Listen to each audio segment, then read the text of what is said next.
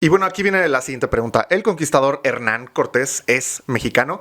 La respuesta es sí, claro que sí. Hernán Cortés es mexicano, así también como Pedro de Alvarado o el resto de 800 conquistadores que hayan llegado aquí y se hayan quedado aquí. Así estos hayan salido de Extremadura o de cualquier rincón de la península ibérica, porque sus potentes descendencias fueron mestizas y conforman lo que somos hoy en México. México debe reclamar como suyo a Hernán Cortés y quitárselo a España, porque España prácticamente no le interesa. Pero para México no hay México sin Hernán Cortés. El tratamiento de Hernán Cortés en las escuelas de España es mínimo. El mexicano promedio podría pensar que en España, en los salones de clases, hablan de Hernán Cortés gritando y alentando diciendo cosas como este fue el héroe que dominó a un montón de indios salvajes. O al menos a México le encantaría pensar que España hoy se ríe y regocija porque Hernán Cortés destruyó culturas milenarias porque ellos son blancos y son de razas superiores o algo así. Parece que estoy bromeando, pero el grueso de la población mexicana es capaz de inventarse este tipo de ridiculeces con tal de reivindicar lo que creemos los mexicanos que es nuestra identidad. ¿Cuál es esa identidad que pretende el mexicano? Entonces,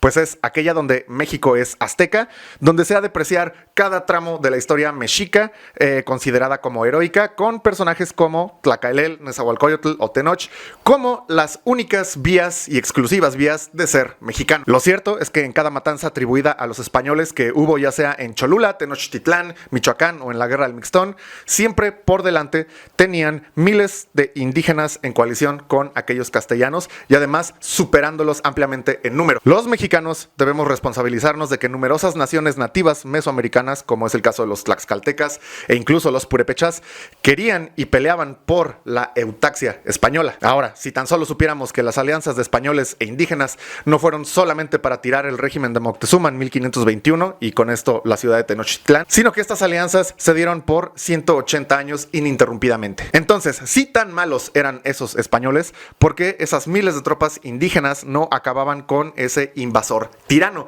Y lo de invasor tirano es una letanía que no deja de repetir el mexicano una y otra vez. Si al mexicano le apetece creer la mentira de que los indígenas fueron engañados y que primero los hicieron aliados y después fueron esclavizados por los españoles, entonces el mexicano estaría aceptando que los nativos de México fueron todos unos imbéciles. Especialmente porque una coalición de indígenas de miles podrían bien haber acabado con los pocos españoles que hubo en cada una de las intervenciones, como por ejemplo la última campaña de conquista, que fue la de Tayasal en 1697, donde el ejército español contaba con 6,000 mayas y solamente 230 españoles. Y obviamente esto supone que los indígenas pues no tenían cerebro y que durante 180 años de alianzas permitieron abusos, siendo que siempre fueron mucho más numerosos los grupos indígenas armados que los españoles con los que estaban aliados. Si tan malos son estos blancos barbudos, ¿por qué no simplemente se les destruye si los superas en números de miles? México debe primero dejar de tomar su propia historia como si esta fuese un insulto personal y pasar a verla como los hechos que explican el presente,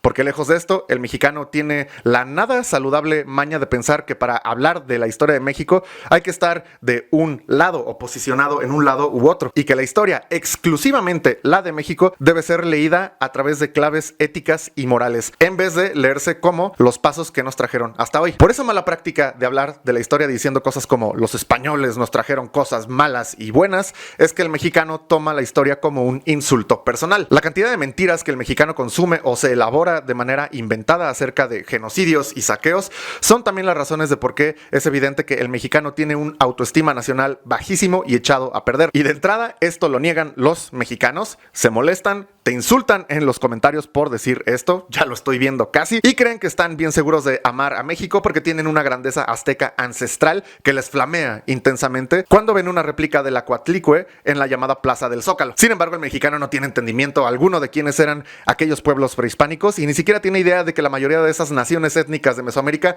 estaban enfrentadas entre sí. Y lo siento mucho por decir lo siguiente, pero a pesar de que México es el tercer país peor evaluado de la OCDE en matemáticas y comprensión lectora y el país con el peor puntaje en ciencias, de alguna manera todo mexicano resulta ser experto y erudito en la historia de su propio país. Otra vez, las cuentas no están saliendo. 10 minutos después de su fiesta mental de identidad nacional, tiene la necesidad de maldecir a España reclamando un oro saqueado, reclama que le exterminó la cultura sin tomar en cuenta que los mismos indígenas se encargaron de reconfigurar sus propias costumbres tomadas de España, y reclamará que España se disculpe por genocidios que jamás sucedieron, y el mexicano es capaz de hecho de agredirte físicamente con violencia si le dices que está creyendo en una mentira.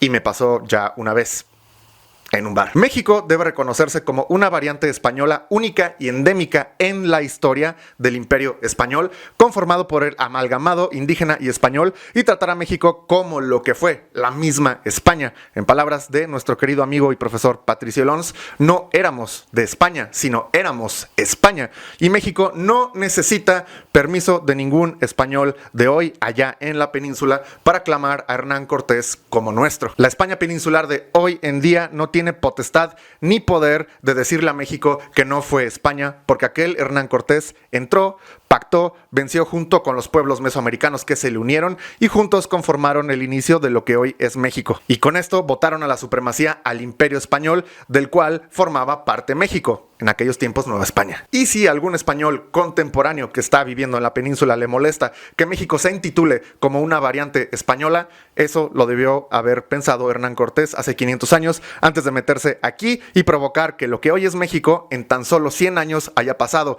de ser un sitio totalmente desconocido para todo el mundo a ser una de las puntas y quicios del mundo, como lo apuntaba Bernardo de Valbuena en referencia a la Ciudad de México del siglo XVI.